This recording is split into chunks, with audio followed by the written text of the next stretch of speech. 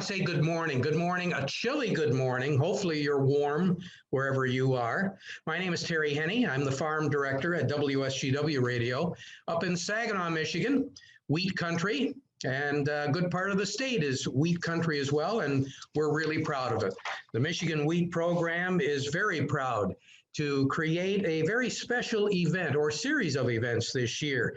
The 2021 winter meeting is going to be now 6 weekly Wheat-tastic Wheat Wisdom Seminars. This web series is going to allow our state's wheat farmers and the industry friends to tune in from home. And as I said before, a warm home, I hope, or shop this morning, and gain more wheat wisdom from renowned presenters in their locations, wherever they might be. If you'd like a little bit of information, again, you can go to miwheat.org and take a look at all of the different webinars that we are going to be presenting. At this time, though, I want to say good morning to Jody Pollok-Newsom. Jody, I'll get my tongue to work here, Jody. I realize that you've been shoveling a little bit yourself over the past a few hours anyway. So good morning to you. How's everything going? Good morning. I think we're in good shape. We all made it here. We have lots of people registering even as of this morning. So I think we're ready to roll and we're all excited about wheat. Yeah, we sure are. Just give us a little bit of overview about the program and why we're doing this, Jody. I certainly will. I'm going to share a couple slides or a few slides just to kind of talk a little bit about the checkoff and share with you a little bit of the history. It seems kind of hard to believe that we are nearing, we're calling it our decade of dedication to be a new checkoff program. We will be having a referenda coming up later in March, but it really doesn't seem like we've been around for 10 years. But when you think about wheat and think about the reasons and the need for a wheat checkoff program, if we look at our production in 2016 was our record average 89 bushels per acre. And that gave us about a 51 million bushel crop. And average, we plant about 500,000 acres. So certainly an important crop. When you look nationally, we usually rank about 10th in production. But the thing that makes us really unique here in Michigan is our proximity to all of the mills, all of the processors, and even if you look at the end users, there is a lot of consumers within this Great Lakes region. So a lot to be looking forward to, a lot to be excited about. Quick history of the program. We were voted in summer of 2011. The board was appointed and began meeting in December of 2012. And we collected our first assessments in May and funded our first research in August. So a busy group. And this board, they really met every single month while we were up and getting things running and moving things forward. Our mission, I think folks pretty much know our mission. We are really looking at a viable, thriving, and growing industry with everything from the input suppliers to the seed industry, millers, end users, and consumers. But really our number one focus is on growers, on what they need. The focuses that we've had, and I'm not going to go through all these this morning. We have 6 of these events. So I'm just going to pick a couple topics to hit and talk about each time. But I think people know the number one issues we've worked on are to increase yield and to decrease quality issues. And we've done that through infrastructure projects, funding research, getting people, putting boots on the ground, looking at quality, and then through our education and our communications programs to make sure growers know what's going on and what are the results of our research. Really quickly, this is something that we did that took effect in 2016, but this was the following numbers. There were a lot of challenges that when growers had issues, the payments didn't match what actually happened. So we were able to work with RMA. We were able to work with elevators and millers. We got data on 53 million bushels, and we're able to work with RMA to get the change made so that anybody who had a falling number below 200, the growers could actually turn in their receipts and get reimbursed based on that actual price received. So that was a huge thing that we were able to do for the industry, and that came from conversations with growers. The other issue that came from conversations with growers, and this one was also a lot of work with Dave Milligan, who is the chair of the National Association of Wheat Growers, was looking at quality loss, looking at crop insurance. How are you able to adjust for that? And you actually can get coverage. That's just starting. It took effect with the 20 sign up for the 21 crop, and you could at a premium buy that insurance for a quality adjustment, and that would no longer have that direct effect on your yield. So certainly things I think for growers to look forward to. Those are a couple things we don't always talk a lot about, but we have definitely been involved in those areas. We try to share that information through our Wheat Wisdom e-newsletter. If folks are not receiving that, they can sign up at the website, miwheat.org. That goes out to nearly 2,000 readers every month. And I try to be short and sweet with the topics at the top and let you pick what you would like to see. We also have our annual reports, which are on our website, and we've been able to partner with several different commodity groups to get the information out from the research and from our projects. Along with today's presentation, we've been able to build quite a YouTube channel. Thanks a lot to Dennis Pennington, our MSU Wheat specialist, and also Ricardo Costa, who's down there in Southeast Michigan through MSU Extension. We now have 93 videos and 48 hours worth of programming on YouTube. So days like today, when it's too cold and the farm truck won't start, you know what? Just go throw in extra hay, come back to the house, and you can watch some of these videos. With that, I want to wrap up probably with one of our biggest activities that are going on, and that is the referendum. I think as people know, if you're in the state of Michigan, every 5 years, our checkoffs have to go back to a vote of all of the producers. Our vote is March 22nd through April 2nd. So for growers, you will be mailed information by the Michigan Department of Ag and Rural Development. Those ballots are scheduled to go out on March 10th. When you get that paperwork, carefully follow the directions. You might think I'm silly for stressing that, but there are ballots every year that are voided because everything wasn't done. You have to vote popular vote, which is just a yes or a no, check the box.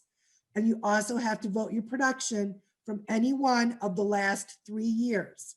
You have to sign that ballot. You have to send it back in the envelope that the Department of Agriculture sent, and it has to be postmarked on or before April 2nd. MDA will get all of those ballots. They will go through those. And if more than 50% of the popular vote and more than 50% of the production voted vote yes, then the Michigan Wheat Program, we will be renewed until August 2026.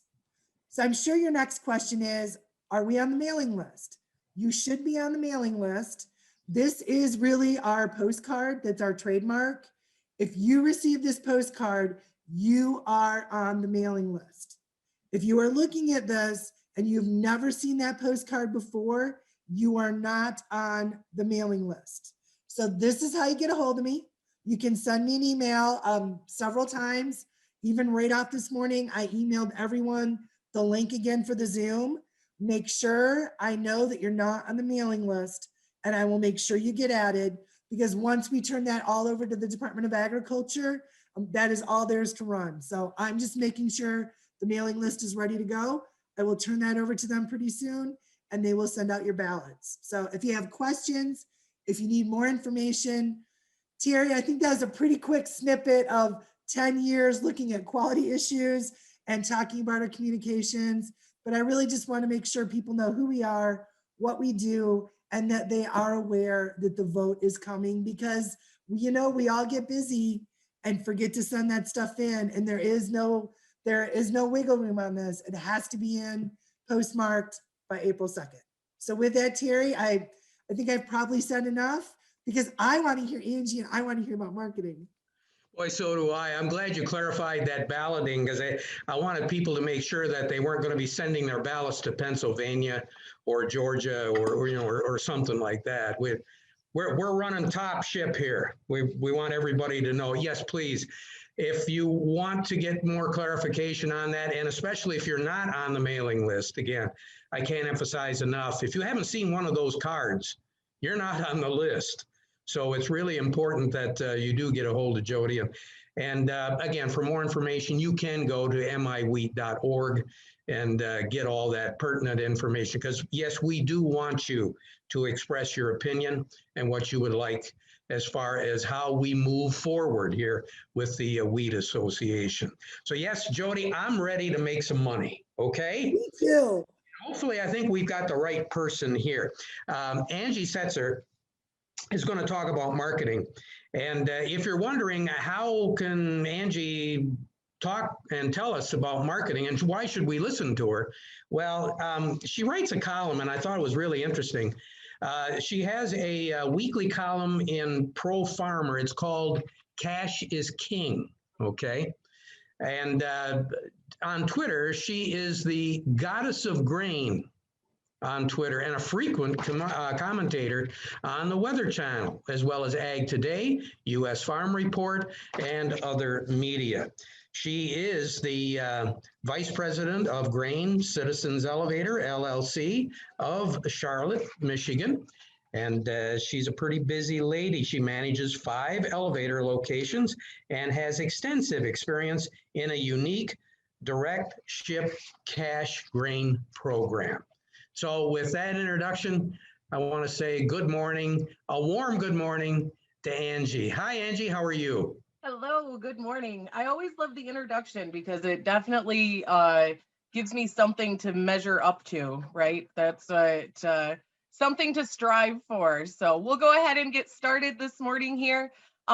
Just really going to look at marketing wheat and everything in general.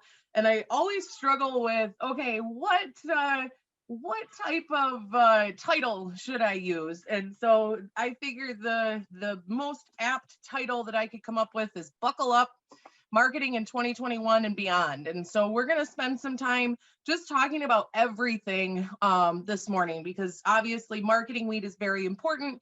And we want to make sure we're doing that right, but it's so intermingled with everything else that it's important to just kind of talk about the entire world in which we live and the entire world in which we're trying to figure out what to do next to try to make money. So what a difference a year makes, right?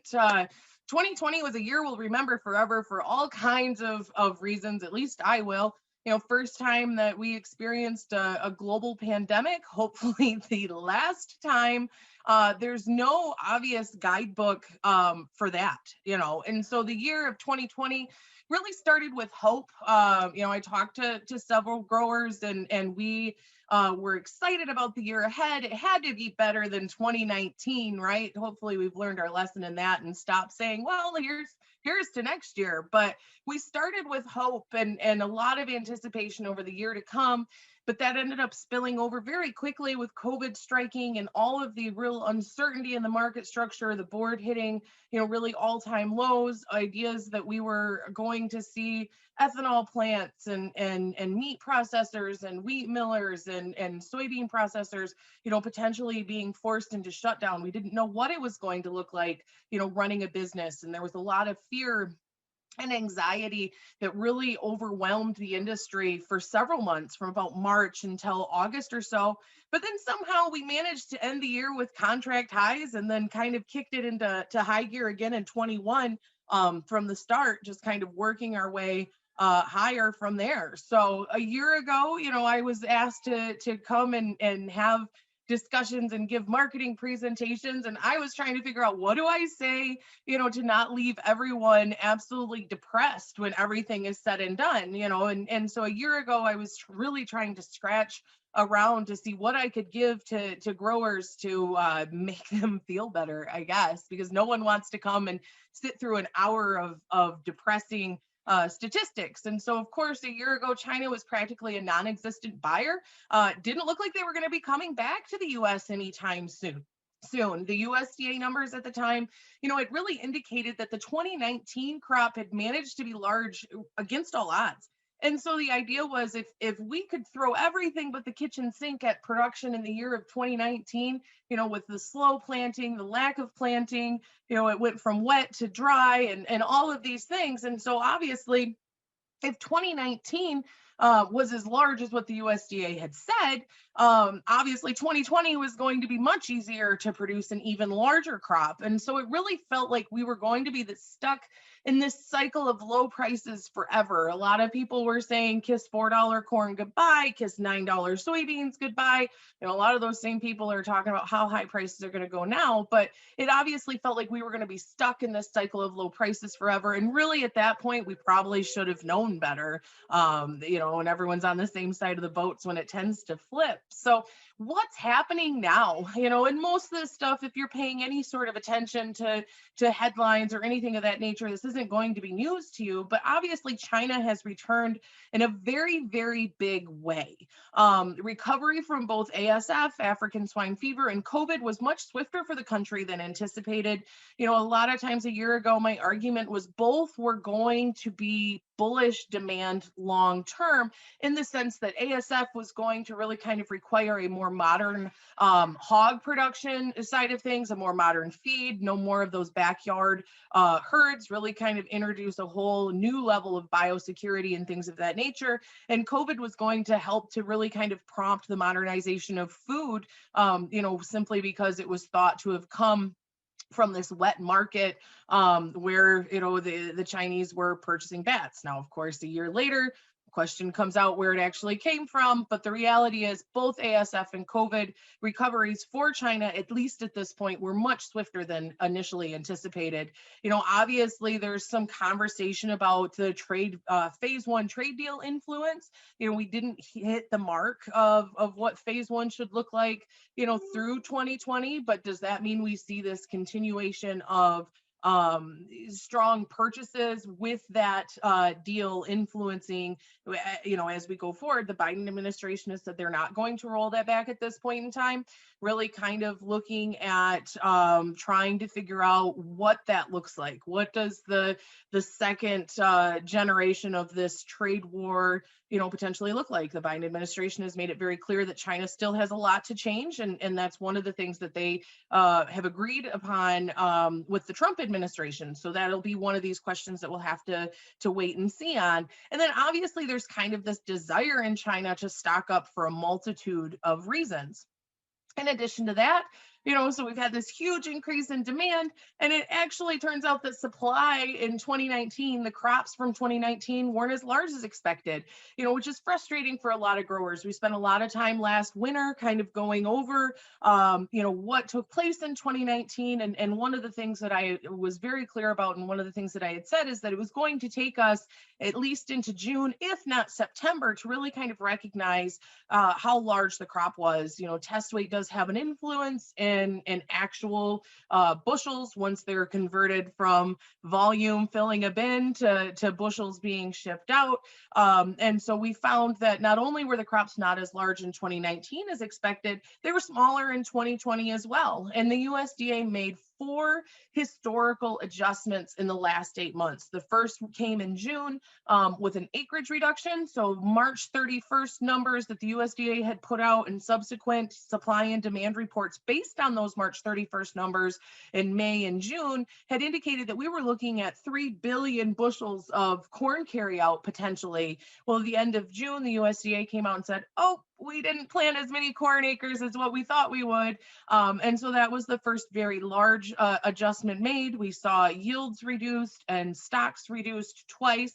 And then in January, the USDA came in and really reduced that 2020 production. So at this point now, one of the things that people in my job and people smarter than me from a market analyst situation, one of the things that they really have leaned on over the years is that you get a historical sort of expectation. Yes, the USDA occasionally will release an outlier in a report, but they tend to be within a certain level of statistical, data. There may be a slight anomaly, but it's not anything like we've seen these last 4 really large adjustments. So at this point now, we're kind of in this situation where we now know to expect the unexpected, which is fun being a very relative term in the sense that it's really benefited prices the last few adjustments. The scary part now is what happens if the opposite becomes true.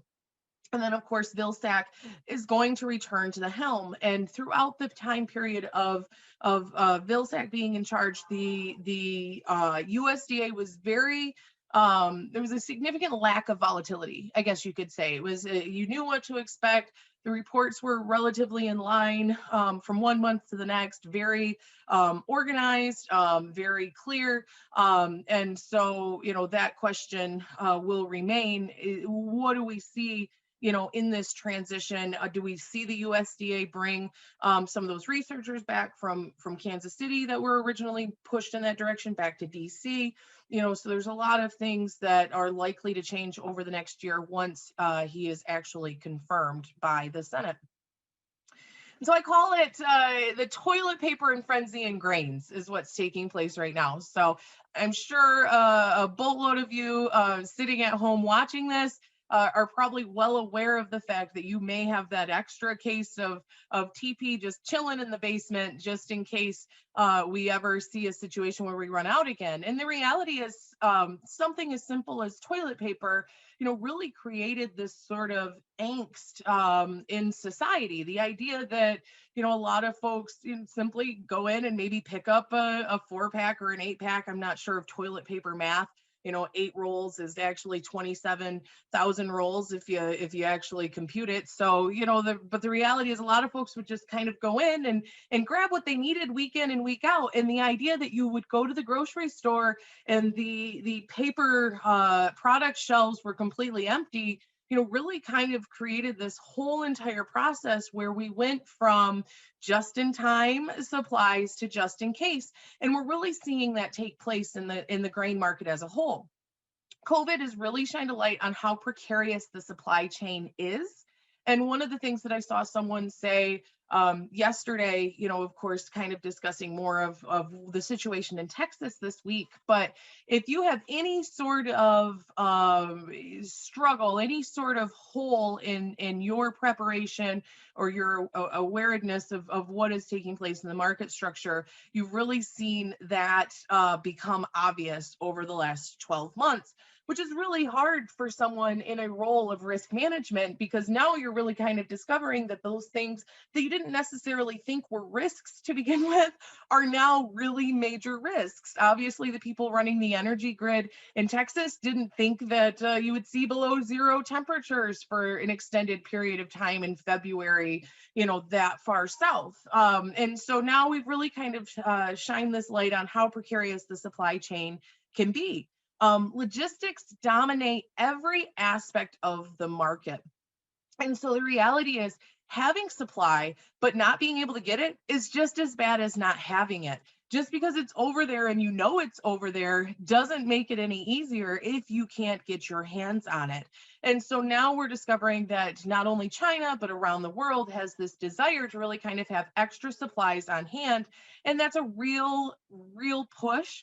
And that's not going away anytime soon. The last thing anyone wants to do is run out of toilet paper or any type of food product whatsoever, even if they don't necessarily need it or could live without it for a short period of time. The fact that you can't get it just creates this increased desire or increased feeling of need, so to speak. And so China's buying, is really kind of pushed by this whole toilet paper frenzy sort of role. China suppliers traditionally were expected to hold on to about a month to 2 months worth of supply. So meaning your feed processors, your ethanol producers, whatever that may be, the government had kind of had this loose sort of concept or rule that really you should hold on to a month or 2 of additional supply. So if nothing can show up for 8 weeks, you're still able to function until it comes back in. Well, now the Chinese government and businesses in China are really pushing for a 4-month supply. So they've basically doubled the cushion that they want to have when it comes to these products. And so in addition to that push, that whole toilet paper idea, that extra desire to have extra supplies, it's created concern elsewhere, because then there becomes this whole entire concept and this big question of, what do they know that we don't? What are they doing? Do they really not have anything? Do they think that we're really running out of everything? Did they just completely run themselves out? Are they getting prepared for war? What is this whole entire push? What is taking place? And so that's really kind of prompted everyone else. Back to the toilet paper analogy, right? Seeing someone with two packages in their cart definitely pushes you to think, well, goodness gracious, I probably should grab 3. And so then you run into this consistent fear of running out in this push, and that's really kind of prompted Egypt, the GASC, to really come in and aggressively make some purchases. You've seen Japan come in lately and really work to grab some additional bushels. All of these things are really kind of creating this feeling of the day after Thanksgiving frenzied pace of purchases.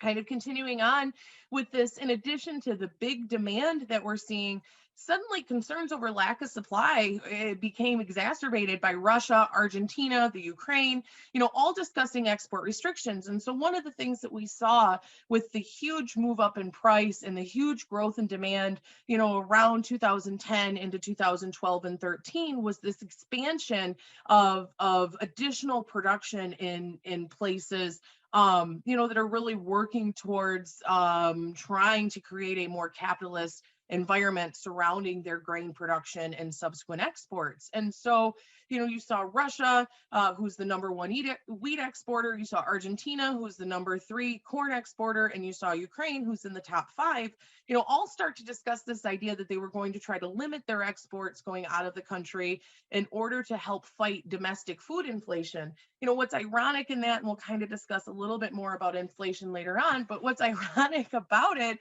is that they're trying to fight higher prices by restricting exports, and in turn created even higher prices with this whole idea that the world needs these products and they're going to withhold them out of the global pipeline. And so obviously the Russian export tax came into play at the start of this week.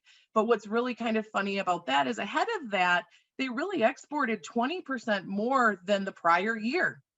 So they're working to restrict exports going forward, but did nothing, about the first 3 quarters of the marketing year. In Argentina, we kind of got this surprise sort of announcement from the government. Now, Argentina had to work through this really huge strike. This strike in throughout the month of December, first of all, became a much larger influence than anticipated. Argentina's ag industry tends to have these little pocket strikes throughout the year, and typically they last maybe a few days and everyone agrees and they get back to work and it's not a big deal. And so this Argentina crushers strike, the crushing group and the shippers kind of all came together and decided they were going to strike. They were going to freeze the ability to create meal and export it.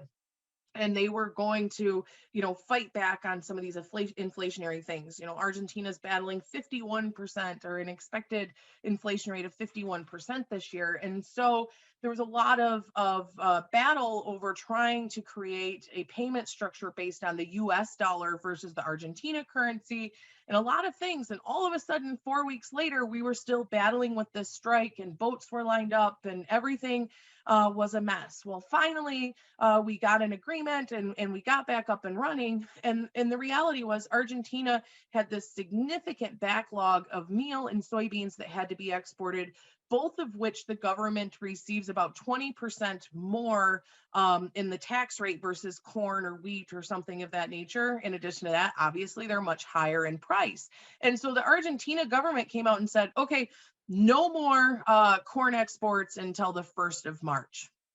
That caught the world completely off. They had no idea this was coming. It came out of left field, so to speak. And the reality was Argentina doesn't ship a lot of corn until March and April anyway. And this was just kind of a way to kind of keep that pipeline open. But the Argentine farmers fought back. They said, no, you're not going to restrict our ability to sell. You can't do this. This is our way to make money. And so they went on strike and restricted their sales until the government withdrew those limitations, which they did. It took about a week to really kind of fight back, but the Argentine government went ahead and said, okay, fine. The reality is Argentina is going to start shipping a lot of corn more actively about the 1st of March. It did reduce the prices there once the government removed those restrictions and things of that nature. And so it was a lot of noise over something that really didn't end up being a big deal, I guess you could say. And over in Ukraine, you saw domestic users. Ukraine struggled with drought last year, and so you saw some domestic end users there ask for restrictions when it came to exports there in the Ukraine. But the government and farmers say they're unnecessary. There were a lot of stories about this sort of agreed upon reduction in exports, but really the number that the Argentine government, the farmers groups, and exporters agreed upon is in line with where the USDA has exports anyway. So it was a lot of noise again, and not a lot of real concern, but it did push this market higher. It did add into these food shortage headlines that we're seeing, the idea that we're running out of food. We're not necessarily running out of food. It goes all the way back to logistics and being able to get it from where it is to where it needs to be. Obviously, you cannot ignore the inflation play component and what's taking place in grains. It's been a while since we've had this sort of scare enter back into the market. 2008 was the first initial boom higher, when it came to inflationary pressure into the market. And then you saw 2010. And obviously, the idea is if we're just putting trillions upon trillions of dollars into the economy, the cost of everything, really kind of explodes higher. You start to devalue your currency. And so a falling dollar obviously is fuel to the export fire, or at the very least, it kind of plays into this idea that U.S. exports have the potential to remain large. They remain cheap on the global market. All of these things are falling into line, I guess you could say. And so the dollar index has rebounded from a nearly 3-year low. We did see it bottom out to right around 80, just below 89, which was the low we saw in place in 2018. Currently, it's hovering around 90. It traded up to just above 91 last week. And so we'll definitely be watching that and its influence on commodities as a whole.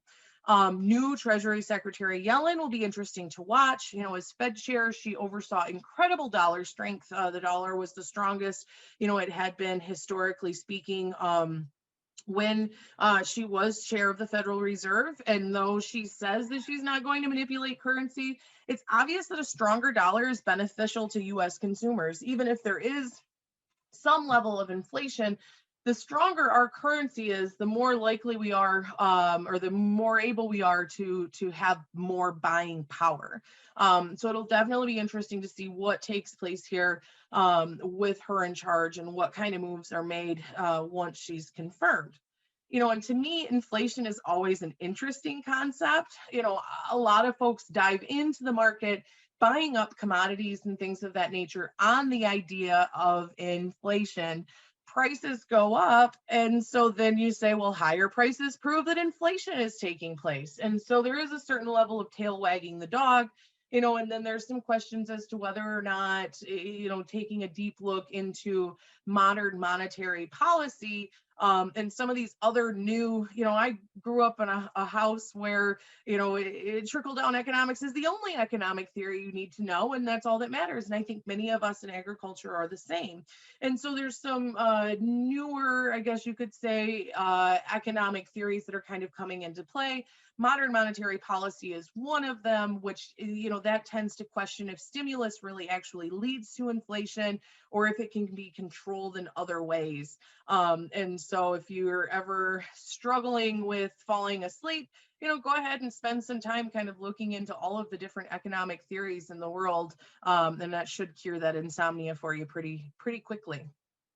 And so looking ahead, at what we have going on here, demand developments in China and around the world need to be monitored. Obviously right now, it's really easy to say that China is going to stay in as a huge buyer, and they're going to continue to really kind of buy all of these bushels that they can get their hand on, because that's what they've been doing for the last 6 months. So it's easy to say that that's a necessary thing for them, but the reality is we did see a bit of a resurgence in COVID in China. I don't know well, I'm sure a lot of you remember, the first really big move lower that we had in the month of January. And that really was kind of on the back of this whole entire idea that China was seeing this resurgence. They were up over 100 cases. And so a lot of folks believe that if China says it's 100 cases, it's probably 1,000.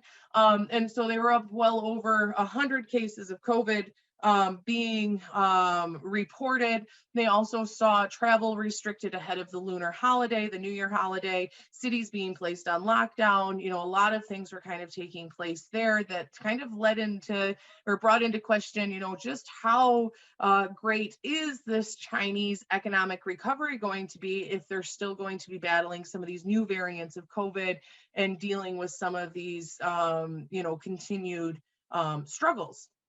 In addition to that, we were talking about, the recovery from African swine fever being very, very quick, but it's also being reported, we're seeing this resurgence. And so we've kind of seen ASF go into the closet or just be removed from our everyday conversation when it came to China, until just recently. And so for the first time since last October, there was a lot of discussion that kind of came about this new strain of ASF being found in barns. And this strain was found in the barns of the fourth largest hog producer in the country and is thought to have been caused by an illegal vaccine. And so there's no real or no official vaccine or vaccination sort of strategy when it comes to ASF, but obviously a lot of folks are really trying to work on something that will provide immunity for these hogs from this very deadly disease. ASF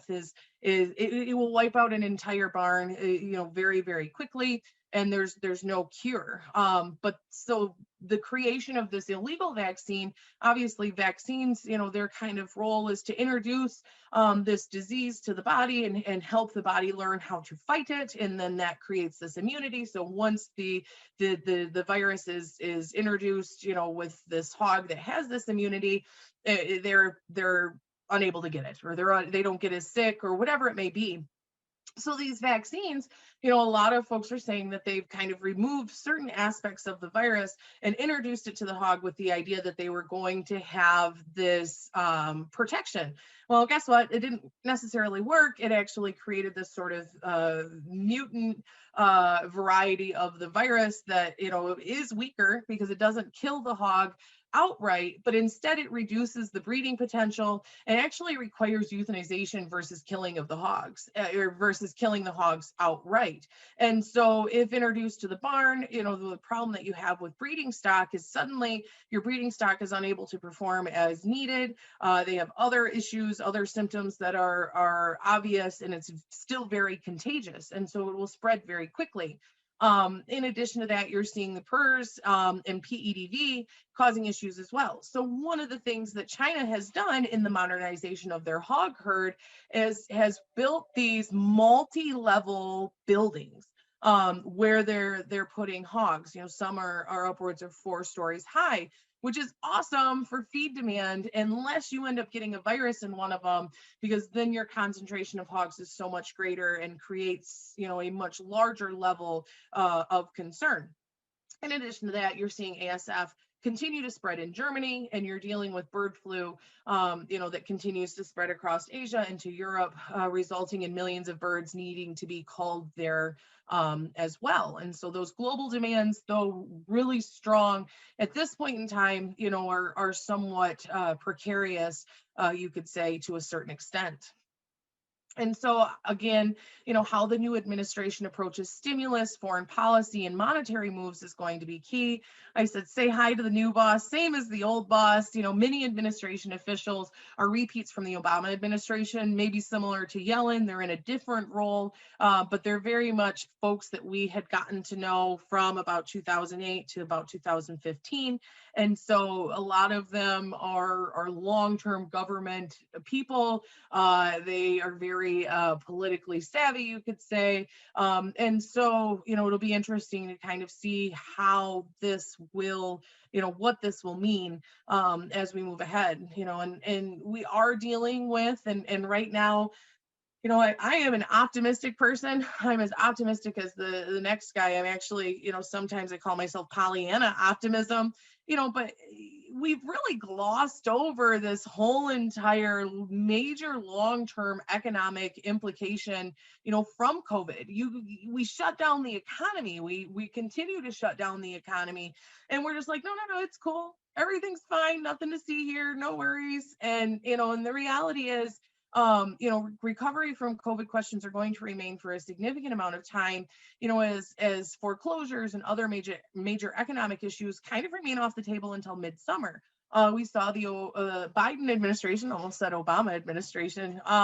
We saw the Biden administration announce yesterday that foreclosures could not take place again. There's still a moratorium on foreclosures until the end of June. Great. I get it. I get why. I get the human concern. But imagine, being a lender or having a home that, someone is living in that they're unable to pay for, and not being able to really kind of get that collateral back. I mean, we saw what took place in 2008 when a rush of foreclosures hit the market structure. And so are we just kind of postponing the inevitable on that? And so for a very optimistic person, I can't help but feel we have this 500-pound gorilla in the room, that we really are struggling to kind of stave off and work our way through. And so there's going to be several months of that gorilla kind of taking up residence in our backyard. And so kind of let's break it down, by commodity. I think it's important to do that, and so for corn, on the corn side of things, which obviously corn and wheat are very closely tied, for corn, domestic demand concerns remain valid. We are seeing a reduction in gasoline demand, still about 10% lower year over year. Now, obviously, a lot of that is factored into USDA numbers, and perhaps that can improve, as we move ahead, obviously based on the cost of gasoline and oil prices and things of that nature. We again remain incredibly optimistic that everything is going to be okay. And once the vaccine rollout kind of continues. Now, feeders are really struggling. Cattle placements and animals on feed is high, but you are seeing a significant reduction take place there. You're seeing heifers work their way into the packers instead of being held back for breeding. You're seeing a lot of lower weight cattle kind of work their way into the market structure as well, because why feed them? Those last few couple hundred pounds are some of the hardest to put on.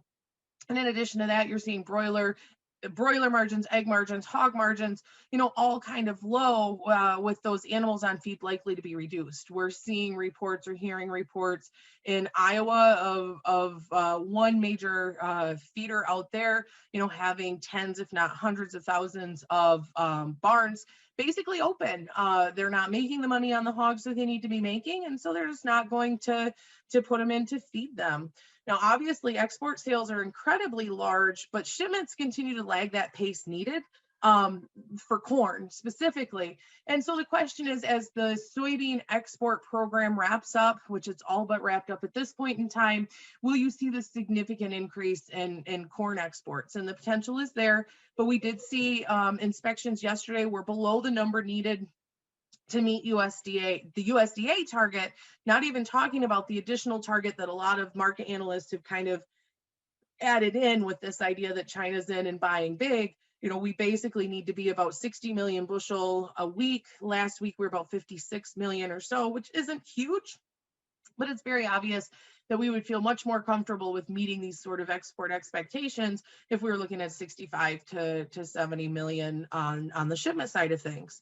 Acreage is going to come into question. We have the USDA Outlook Forum coming up this week. Some recent private estimates have indicated upwards of 94 million acres of corn could be planted.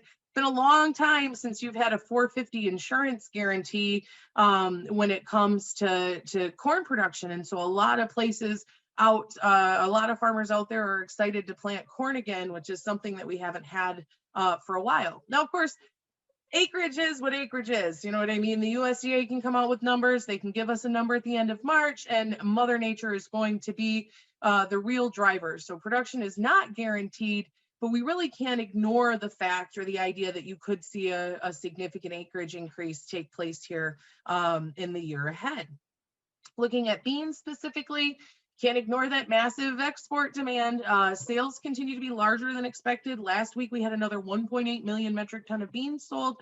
We really need to be down to around 100 to 200,000 metric ton a week. So we still had this huge export sale number put out. You know, but as someone who manages a physical position, you know, and these have slowed up, these daily sales that we've been hearing, but I've been amazed that these commercials continue to sell beans on the nearby side of things. You know, if you're someone who owns physical bushels, you know, you can't sell something you don't have, you know, unless you have a death wish or you're looking to start a new career, which after the last year, maybe that's the case, but you just don't necessarily, or you don't usually see folks continue to make sales into a market structure if they don't, like the one we're in right now, a market structure like the one we're in right now, if they don't have that ownership or don't feel comfortable in their ability to source supply. So ending stocks and stocks to use ratios are incredibly tight. There's really no room for error right now, but there is room, in fact, for adjustments with the USDA kind of looking at imports. In 2013, it was the last time we saw a similar stocks to use ratio. We did see the USDA come out at one point and say we were going to import upwards of 90 million bushels of soybeans. You know, I think we ended up that year with around 75 million. Currently, the USDA has imports at about 35 million bushel. With the Brazilian crop as large as what's anticipated, it does create some ability to look at importing beans. Part of the reason we saw a big downturn in beans last week was simply because with the Brazilian numbers versus the US numbers from an overall basis situation, we had hit that point where we were at import parity. Which basically meant that with the price structures at play, you know, processors in the Southeast especially could look at actually buying beans from Brazil and bringing them in to Wilmington or wherever, you know, to kind of cover their needs for the last half of the summer. And so that's going to be one of these things that we're going to continue to watch here over the next few months is what does that whole entire export structure look like and what will that mean for supply and demand numbers in the US. In addition to that, I've always found it hilarious, but negative residual usage is real and it's fabulous. You know, the USDA is one that will come out and there's a category that they typically have around 20 million bushel or so. I call it kind of a slush fund, right? Where they, you know, maybe we don't know what exactly caused that level of demand or where those bushels went, but we'll just put it in a residual usage sort of category. And in the past, in 2013, we did see them, you know, go and kind of put into place this sort of idea of negative residual usage. And so what that did was actually put bushels back in to supply. So basically they kind of created this supply, so to speak, out of thin air. And that's always possible again. So that's part of the reason why the USDA last week kind of came out with 120 million bushels of ending stocks. And most folks at this point are like, okay, that's going to be the number we're going to trade off for the rest of the year.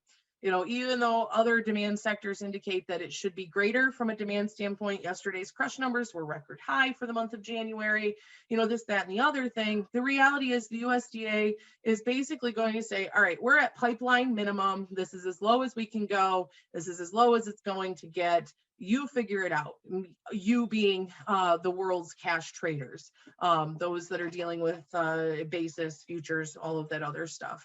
South America's production demise appears to have been greatly exaggerated as well. You know, in December during the peak of drought talk, we had a lot of folks expecting the Brazilian crop to fall below 128 million metric ton, you know, even working, there were some estimates as low as 125 million. Now that had been larger than last year's crop, But with as precarious as the supply and demand situation was, we had no room, to really kind of lose, because we had started the idea with the Brazilian crop at around 133 million, or 130 million metric ton to 133 million, and so the idea that we were going to lose, nearly 400 million bushel out of Brazil because of this drought, had given us a significant level of risk premium. Now it appears as though that crop's going to come in around 132 million metric ton, or maybe even higher than that, depending on who you look at and what you listen to. And that's about 4.8 billion bushels of soybeans. So the reality is, when it comes to soybeans at this point in time,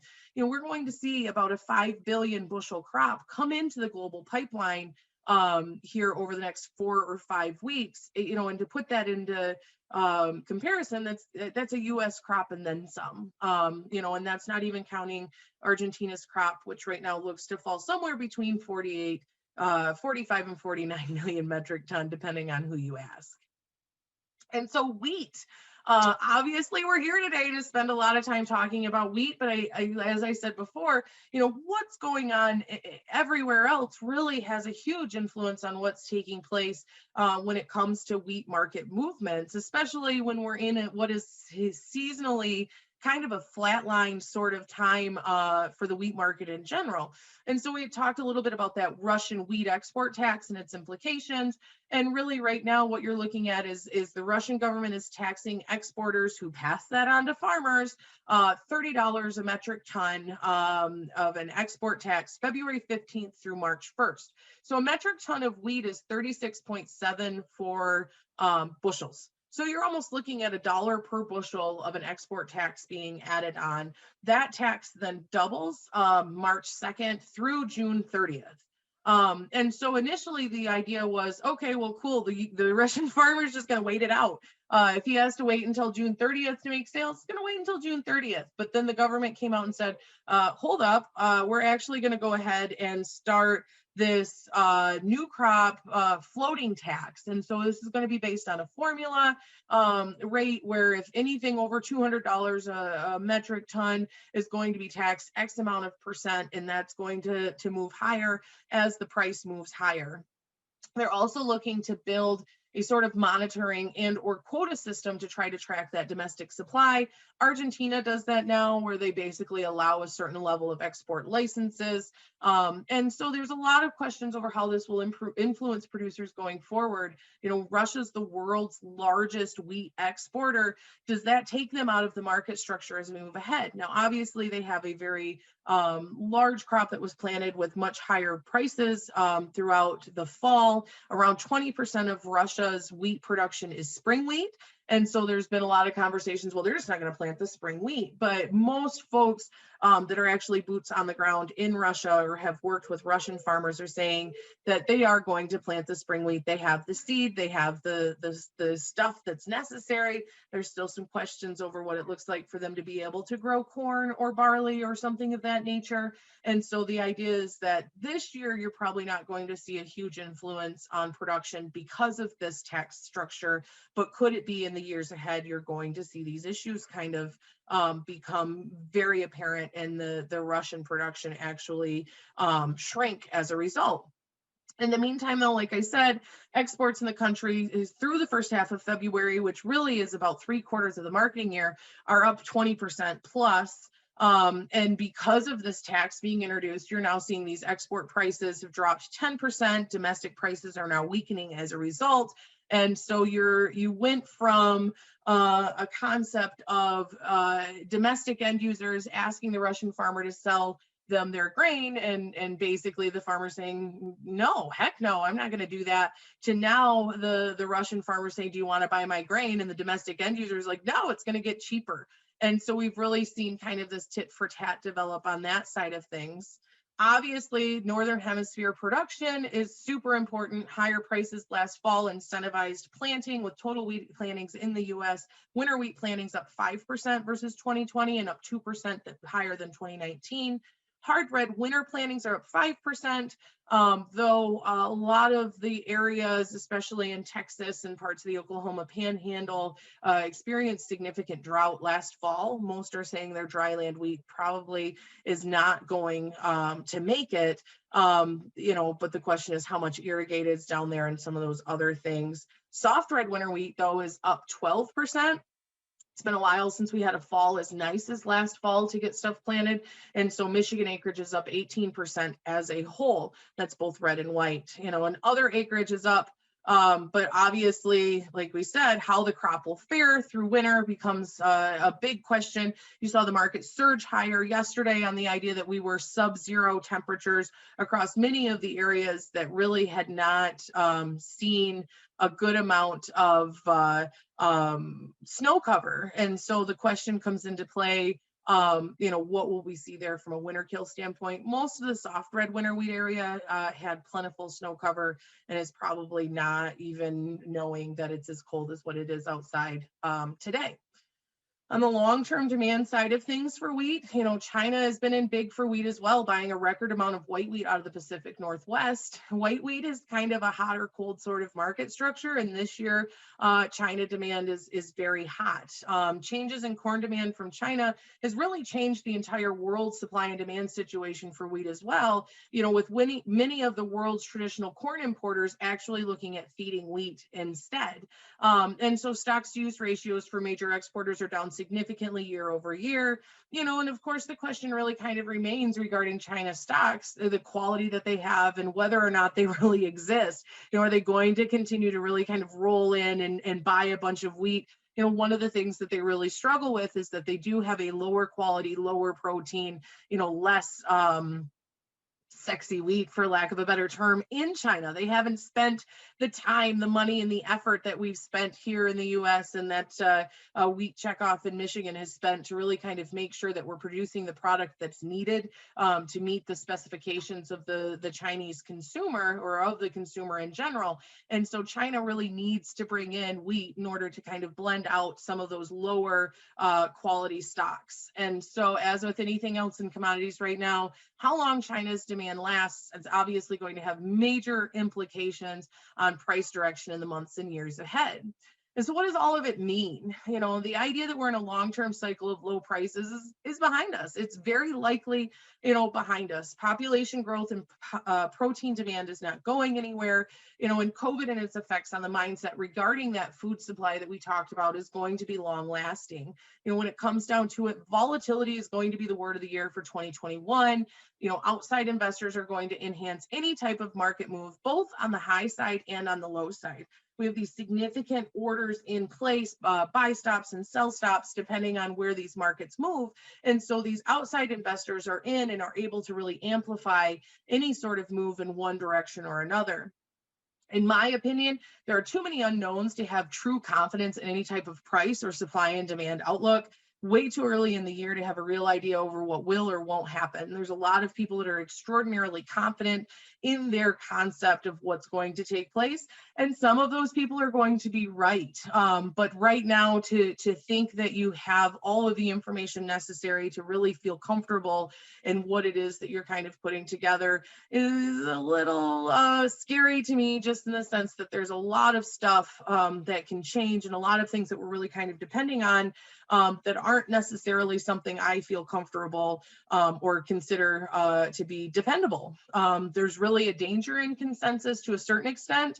And so just like we talked about before, where we should have known that those low prices, were probably not going to continue because everyone was saying how much lower prices needed to go. Kind of the same is true right now. Everyone is saying how much higher the price can go or should go. And so it seems to me when everyone is fully confident in what to expect, that's when things tend to change. And so the biggest thing for me, for the growers that I work with and for the people that I talk to is instead of really trying to nail these market moves, I like to try to focus on improving your approach to marketing. And so what makes a good marketer? I work with hundreds of farmers, both in Michigan and across the country, talking to several each day, and we go through these ins and outs of marketing plans, and I experience that emotion firsthand, with my growers, and kind of help to try to figure out what needs to drive this decision, behind their marketing. And through this, I found some common threads tend to run, farmer to farmer, some good and some very bad. But in addition to that, I manage my own position. I own bushels. I buy in bushels at harvest time. I store them in the elevator. They become my bushel babies as well. And so I experience a lot of this angst and struggle with trying to make sure that I'm doing as good as I possibly can, as well. And so I always like to start out with like what not to do, right? And so one of the biggest things is always looking for a scapegoat. Sometimes sometimes it's no one's fault. Sometimes it's your fault. Sometimes it just happens, and so if you're constantly looking for someone, you made me do that, or they made me do that, or whatever it may be, that's why that bad decision took place, is it's someone else's fault. Just kind of take a look at, sometimes it's no one's fault, and you just move on. Flying by the seat of your pants, just figuring it out as you go, can be very detrimental to your overall financial health. Obviously, in addition to flying by the seat of your pants, you allow emotion to drive those decisions. You tend to be a seller at the bottom because you're panicked, or you hold out on the high side because you definitely expect the market to continue to steamroll on by. You fall victim to analysis paralysis. And then the biggest thing to me, and one of my biggest pet peeves, is when a farmer tells me they're not smart enough to learn something new. I can't learn how the market works. I'm not smart enough to do that. Believe me, if I can, manage to cobble together some level of career, you can manage to market very successfully. So the biggest component to success is having a plan.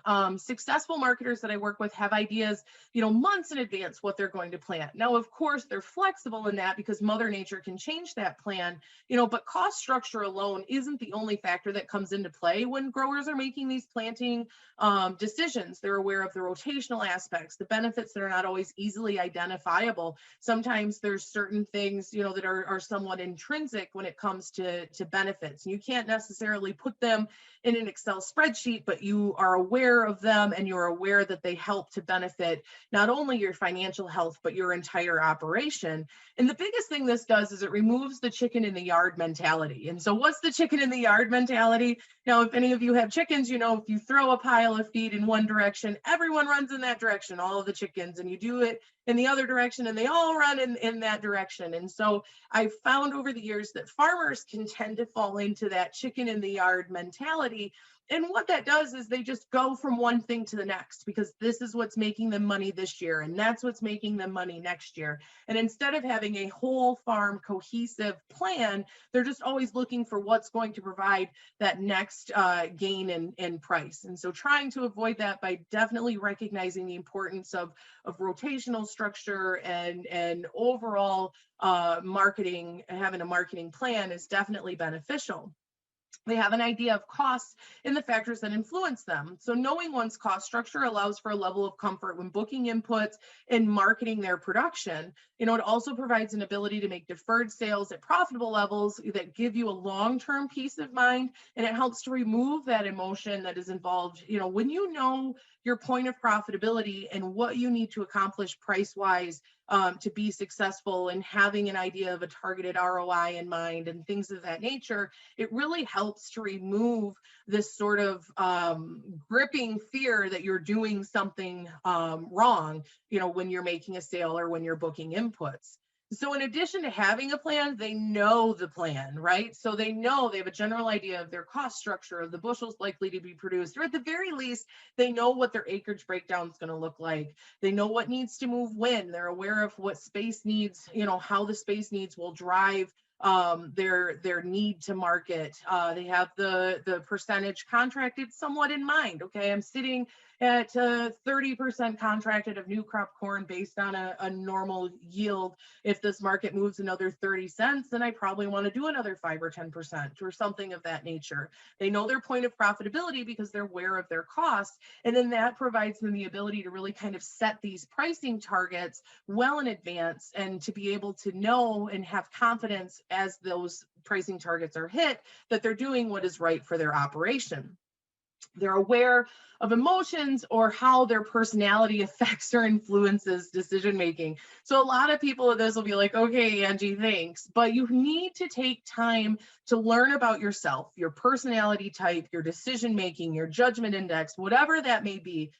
There's a ton of outside resources that can really help you start to take a look at, not only what drives you as a person. There's always this sort of, each individual is unique, and so you need to understand what makes you the person that you are, what creates angst for you, what causes you to maybe stop doing what needs to take place, or causes you fear or something of that nature. And so this is especially helpful. It needs to be done when you're working with family or a business partner or something like that. It's best to understand your different communication styles and your personality types. Recognize what one member of the family or one member of the operation, what their strengths may be versus someone else's weakness, and try to help put these people in these places that they're really not only going to do well, they're going to thrive. And do not be, really afraid to make these necessary changes to improve where you may feel that you are lacking. Extension has plenty of resources when it comes to analyzing these sort of things. And obviously having a plan in place is also key when it comes to understanding, and removing that emotion. This one, a lot of folks are like, are you serious? You're always on Twitter and you show up on US Farm Report and you're on Market to Market. So you're on these Saturday morning TV shows. How dare you say something like this? And that's not the case. Those tools, social media, Saturday morning TV shows, all of these things provide a really good content. There's a ton of really good resources there, but separating the noise from the good stuff can be difficult, and it can really kind of enhance this sort of analysis paralysis, and that can be problematic. One of the toughest things to kind of recognize, and one of those things that I really recognized once I started to really actively be involved in some of these things, was each person, each analyst in the market structure has a different view, a different opinion, a different idea on what's going to happen. And so sometimes that can cause, great angst for a farmer when one Saturday you hear one thing and one analyst is focused entirely on one concept, and then the following week you hear something totally different. And so it's important to recognize excuse me, when you're overwhelmed, and make sure that you circle back to that whole initial plan that you have in place and recognize what potential changes you may need to make or want to make, in order to really kind of focus on what matters, which is your financial health and selling your grain at a profitable level. Many times it's important to recognize too, these sites and or programs focus on what could happen in the market. They always want to know, are beans going to 14? Is corn going to 6? You know what I mean? I have no idea. If I knew, I would just put on some trades at the start of every month and go about my business. The reality is no one knows. And so it's important to not focus on what could happen, but actually focus on what is taking place for you from a pricing or marketing standpoint, as a whole. It's important to build a team of trusted advisors and friends. You've got to find people that you can talk to and bounce ideas off from.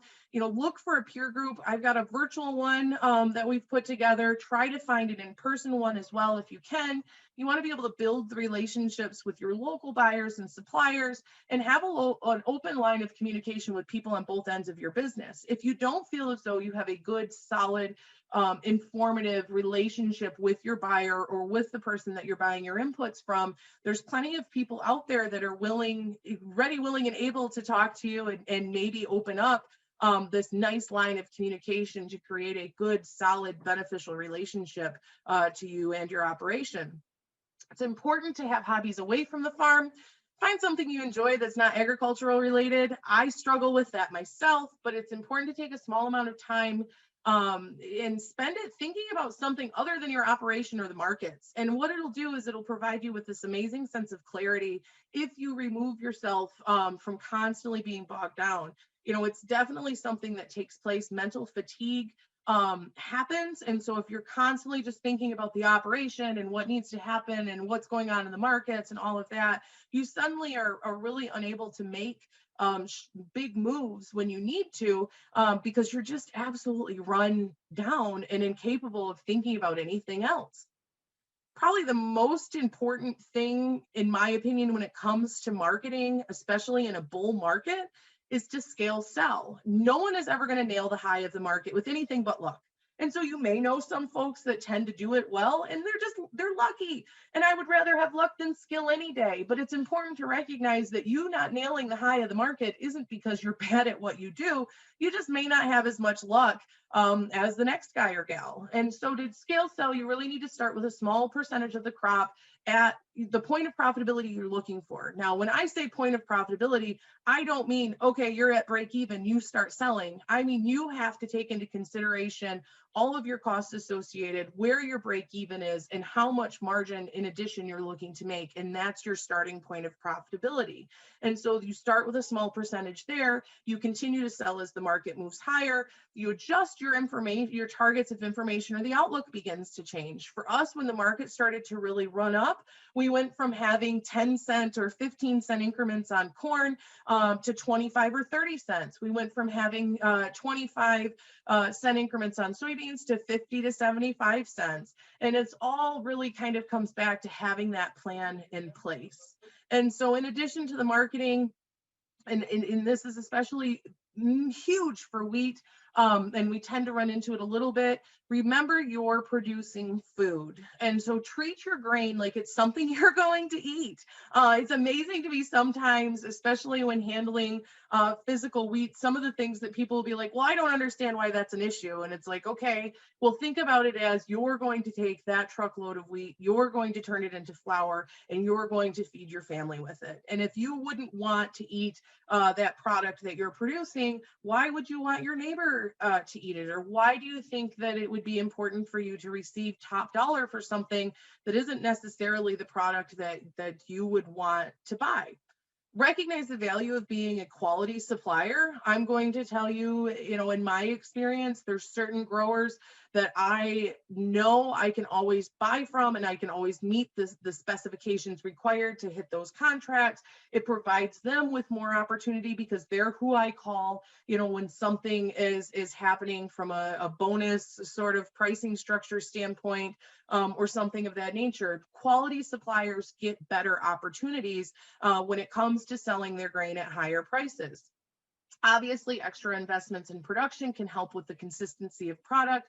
I say that, specifically from a wheat standpoint, when it comes to fungicide and some of these other, seed technologies and things like that, spend a little bit of time talking to someone who knows. You have a boatload of information at your fingertips, and you have great people both through Wheat Checkoff and MSU that can provide you with a ton of information to really help you make smart, targeted decisions on that production or on that crop that you're going to grow. Make sure you're keeping track of what you're doing when you grow the crop, as well as food safety, as the Food Safety Act kind of continues, and as your wheat millers continue to buy product, they're really going to want to know more. The consumer wants to know or feel connected to that product that they're buying. And so you need to be able to really kind of keep better track of when you planted, when you put fertilizer down, when you applied fungicide, all of these different things, because that's going to help the wheat miller be able to provide information to these large food customers, that are looking for it. And so they're not trying to mine data. They're not trying to do anything, that's nefarious in nature. They simply are trying to provide the consumer with the information that he or she is looking for when they make these purchases of food for their family. And then, of course, know your customer. Know if you're selling to a mill directly, there's going to be a certain level of specifications needed to meet those, to meet that pricing structure and things of that nature. Know who's really working to buy your grain and who your customer is. A lot of times the farmer sees themselves as the customer, when the reality is, you are selling a product to an end user or a buyer, and they are also a customer. So bringing it all together, change and improvements don't just happen overnight. You're not just going to go to bed tonight and put a lucky penny under your pillow and suddenly be able to do all of the things that we talked about today.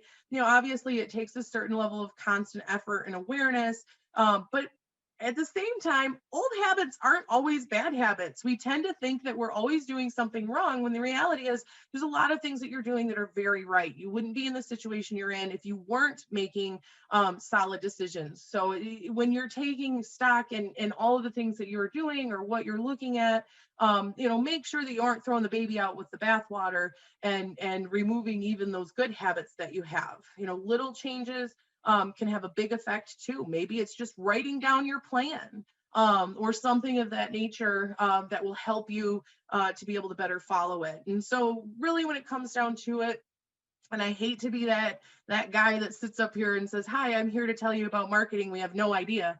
But it's true. The level of uncertainty in the year ahead is unprecedented. So remember, you're in business to be profitable when the opportunity arises. You're not going to stay in business if your only goal is to always hit the high, and sell 100% of your crop there. So make sure that you're aware of what this market move is doing for your farm's financial health and take advantage of the opportunities as they're presented. And so that's it. I appreciate you guys listening. You can email me at asetzer@citizenselevator.com. You can find me on Twitter at Goddess of Grain, or you can check out my website. I have a nice little blog set up because for me, it's the early 2000s, and that's the businessendoffarming.com. Hey, there we go. Angie, thank you very much. Really appreciate your information. We do have a couple of questions. I know, Dennis, you probably noticed one of them, and that was, I call it the stair-step approach. Mm-hmm. You call it the scale. One of the questions was, okay, what's the bottom rung on that ladder? When we first start that stair-step, what percentage of our crop should we be looking at putting on that first level?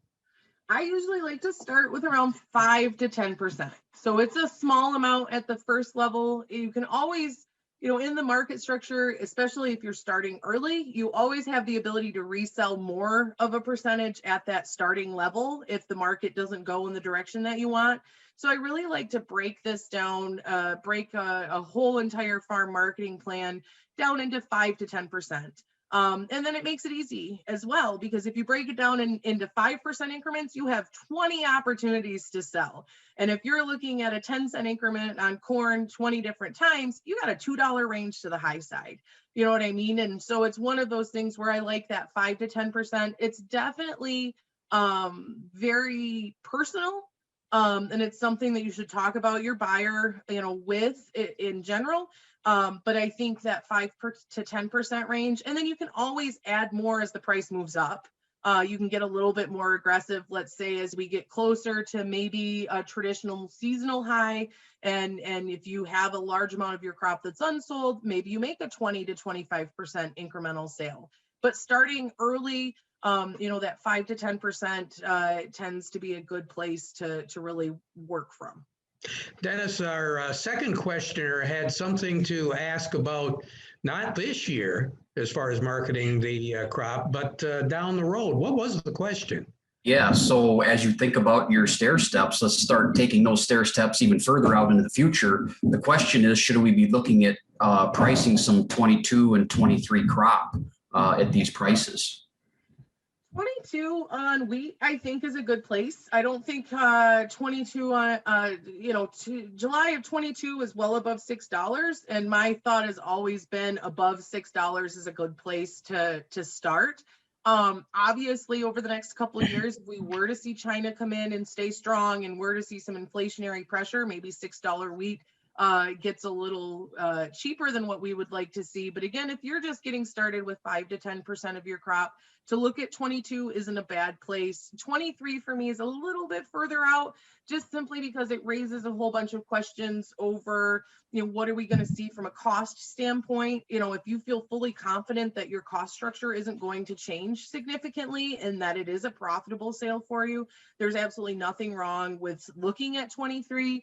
But with it being as far away as what it is, I mean, you're looking at 3 crops from here. It gets me a little nervous to put too much touch on too far out, just simply because we don't know what the world's going to give us, over the next year or two. Angie, I caught your comment a little bit earlier, and I have a bad memory. Okay, so you got to fill me in on this. It was the Punchkis yesterday. That too, bad memory. I should have never done that. You talked about the Biden administration, and there was just a slight slip of the tongue. Yes. You said Obama. And I'm beginning to gather from a lot of the comments from professionals like you that the Biden administration is going to take on not only people, but a lot of the characteristics of the 8-year Obama administration. Good or bad? Good and bad. I mean, I think it's good in the sense that, for someone like me, some level of the uncertainty over the last 4 years, you go home on Friday night, you tell your customers, no big deal. We'll look at it Monday morning. You know what I mean? There's nothing that's going to influence this market between now and then anyway. And then Sunday night, you get a tweet or something of that nature where you're like, oh my gosh, that came out of left field. The Biden administration is going to be much more politically driven, much more aware of the old school politics, I guess you could say, in that sense. And so that's going to provide a little bit of a lack of volatility is what I said. So it's going to be a little bit more consistent in message and in direction. What they tend to come out and say will tend to be what they do for the most part. It's not going to be good from a regulatory standpoint. Obviously, from a cost of doing business standpoint, the Obama administration increased our cost at the elevator exponentially, via healthcare and all of these other things.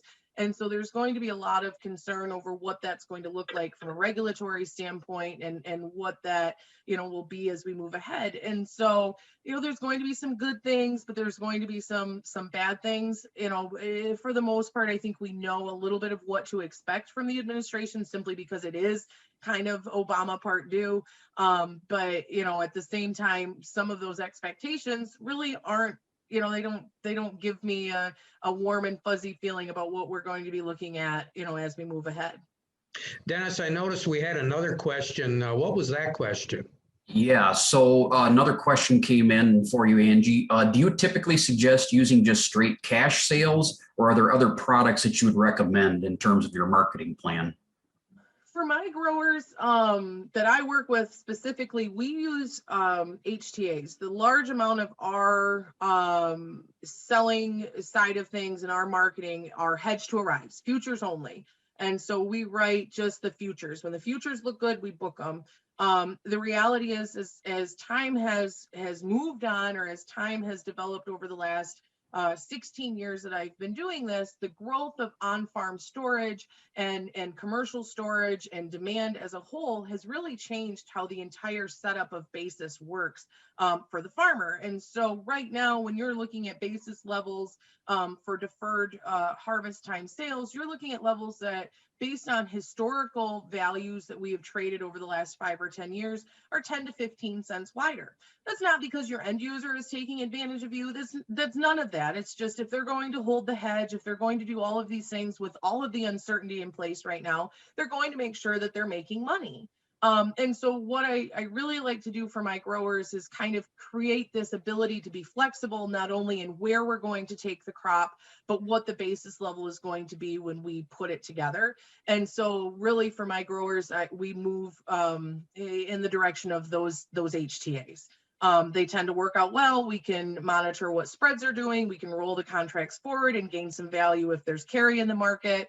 My desire for my growers is to really help them trade like I do when I'm managing my elevator. And so most farmers anymore, they have an elevator of their own. And an elevator, very rarely makes flat cash sales. They're hedgers. So they book their futures and then they work their spreads and their basis.